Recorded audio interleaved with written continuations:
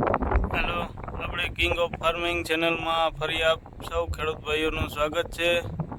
તો કેમ છો બધા ખેડૂત ભાઈઓ? મજામાં? તો આપણે આજે વારો આવી ગયો છે દવા છાંટવાનો। જો આપણે ખંભે પંપ છે અને આજે આપણે ગિરનાર 4 મગફળીમાં દવા છાંટવાનો રાઉન્ડ ચાલુ થઈ ગયો છે। તો આપણે આગળ વિડીયોમાં વાત કરશું કે કઈ દવા છે અને શું છે એ બધું। જે વરસાદના રાઉન્ડ ઉપર રાઉન્ડ આવે છે એના લીધે ગારો પણ એકદમ છે, જે ખૂંચતા જાય છે ખચોખચ।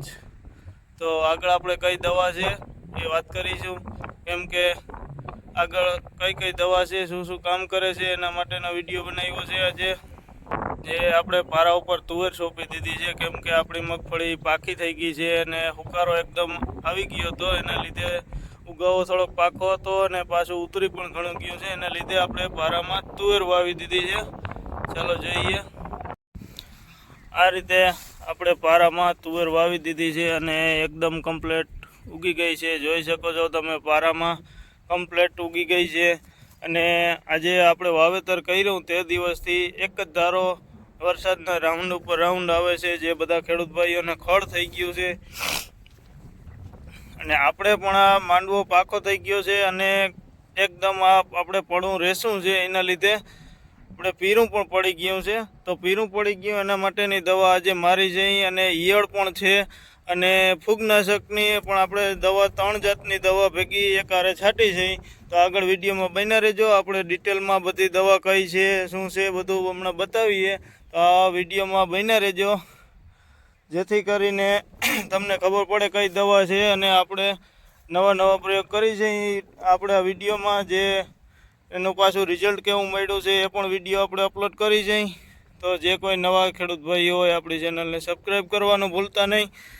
તો હવે આપણે આગળ જોઈએ કઈ દવા છે અને 3-4 દિવસ પછી ફરીથી આપણે વિડીયો બનાવશું કે એના કેટલું રિઝલ્ટ મળ્યું છે કે નહીં, એ બાબતે આપણે આગળ વિડીયો બનાવશું।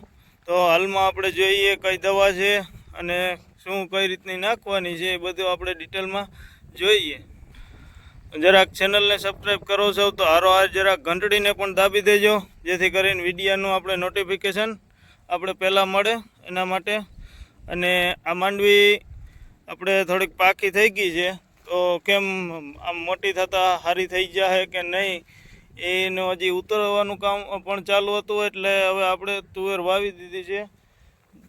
તુવેર આટલી મોટી થઈ ગઈ છે, એટલે હવે તુવેર સારી થાય કે મગફળી સારી થાય, તો બંનેનું વાવેતર કરેલું છે આપણે ગિરનાર મગફળીમાં। તો આપણે આગળ વિડીયોમાં બધું જોતા રહેશું। તો આપણી આ રીતની મગફળી છે।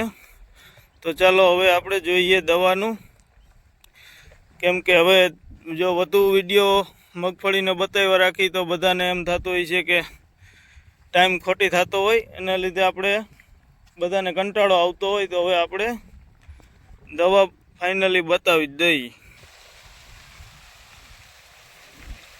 તો આ છે દવા ઈયળ માટેની ઓગ્રેસ, જે લાંબી ટૂંકી કાળી લીલી ઈયળ બધી સાફ એક જ દવામાં બધી જાતની ઈયળ સાફ થઈ જાય છે। અને બીજી દવા છે આ છે ટોપસુ, જે આ ફૂગનાશક માટેની છે, તમે જોઈ શકો છો। અને આમાં અંદર પાવડર છે, આપણે ચમચીથી નાખવાનો છે। અને આ ઈયળની દવા પણ મમરી જ છે। અને આ દવા છે સેલમેક્સ, જે માંડવી પીળી પડે છે અને એગળવાળાનું ભાઈનું કહેવાનું એવું છે કે આનેથી એકદમ રેસામાં પીળી પડી જતી હોય એ મગફળી એકદમ લીલી અને લાઇટ મારવા માંડે એના માટેની દવા છે। અને આ પણ પાવડર છે, તમે જોઈ શકો છો। આપણે આજે આ 3 દવાનો રાઉન્ડ ચાલુ છે અને મજૂરના પ્રોબ્લેમથી આપણે આજે જાતેથી છાંટવી પડે છે દવા। તો આગળ વિડીયોમાં બન્યા રહેજો, કે આગળ આપણી ચેનલમાં બન્યા રહેજો, કે આપણે આગળ આવી દવાઓના વિડીયા અપલોડ કરી છે। આના દવાનું 2-3 દિવસ પછી આપણે વિડીયો બનાવશું કે કેટલું રિઝલ્ટ મળ્યું છે ને કેટલું નહીં। તો જેથી કરીને બીજા ખેડૂત ભાઈઓ પણ ઉપયોગ કરી શકે. જય મુરલીધર.